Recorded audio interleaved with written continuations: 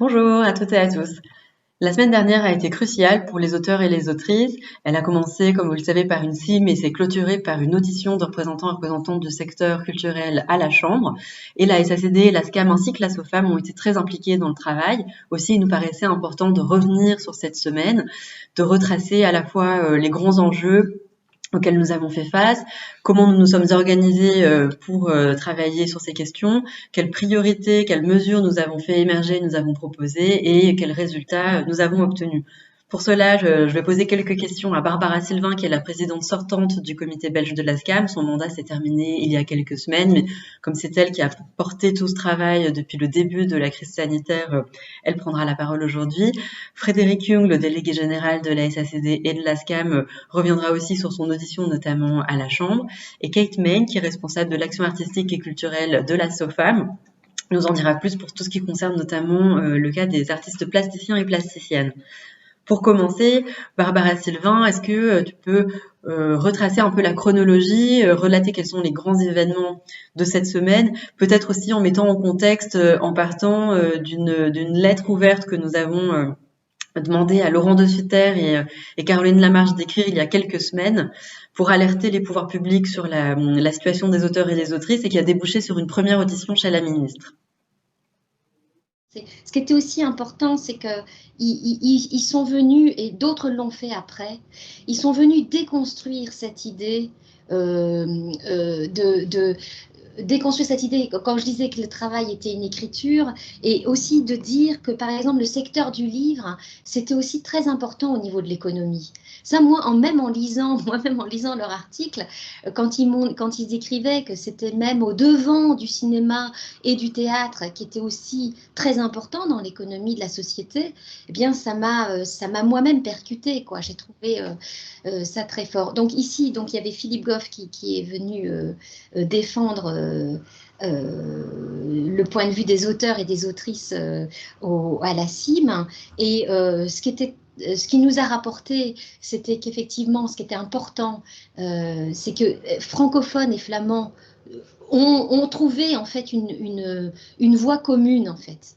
Et ça, c'est primordial pour le secteur de se retrouver dans une voie, sur un même chemin, avec les mêmes revendications. Donc évidemment, on espère par la suite que ça va avoir évidemment des conséquences concrètes. Évidemment, c'est le chômage notamment temporaire qui a été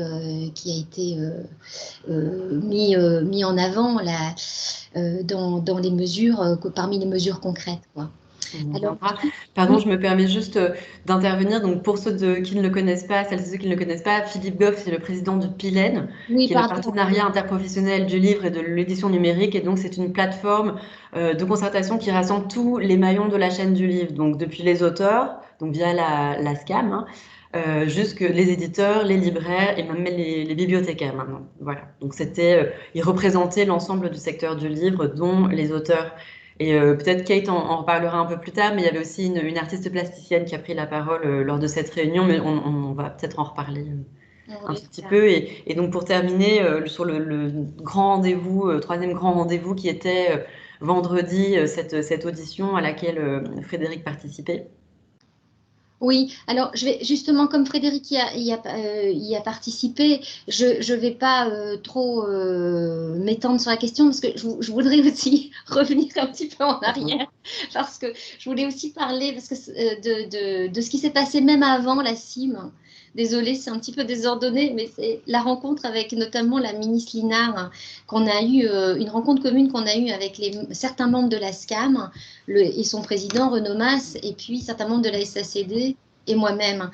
Et je trouve important d'en parler parce que ça fait exactement partie du travail des auteurs et des autrices qui participent au travail des comités SCAM et SACD et qui sont allés voilà, rencontrer la ministre Lina. Frédéric Young était aussi avec nous pour refaire remonter jusqu'à elle en fait notre expérience de terrain en fait, pour lui faire entendre concrètement et nos besoins et les nécessaires perspectives pour notre travail. Parce que finalement, on se retrouve avec cette crise avec nos activités qui sont annulées, mais en même temps, tout le monde, tous les auteurs et les autrices travaillent doublement pour essayer de voir comment ils peuvent mettre à profit, quoi, pour continuer quand même à déployer leur activité. Donc, c'était important de faire entendre à Madame Linard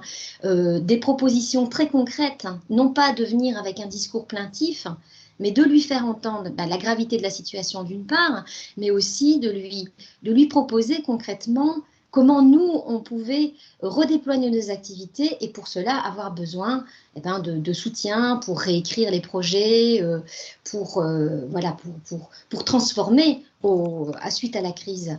Donc ça, je trouve que c'est important de le dire parce que pour les auteurs et les autrices, qu'ils sachent que concrètement, vraiment, les auteurs et les autrices des deux comités montent au créneau dès qu'on leur demande et ils le font volontiers.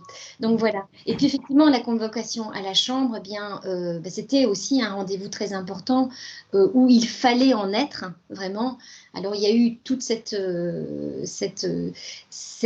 comment dire, cette décision difficile parce qu'on ne pouvait pas y avoir une représentation paritaire. Donc Frédéric qui a été nommé, on ne pouvait pas changer cette nomination, c'était difficile on avait envie d'y aller à deux pour défendre, parce que c'est quelque chose qu'on a toujours défendu à l'ASCA, mais ça c'est cette représentation paritaire. Mais en tout cas, ce qui était essentiel, c'est d'y aller, parce qu'il y avait des enjeux vraiment très importants.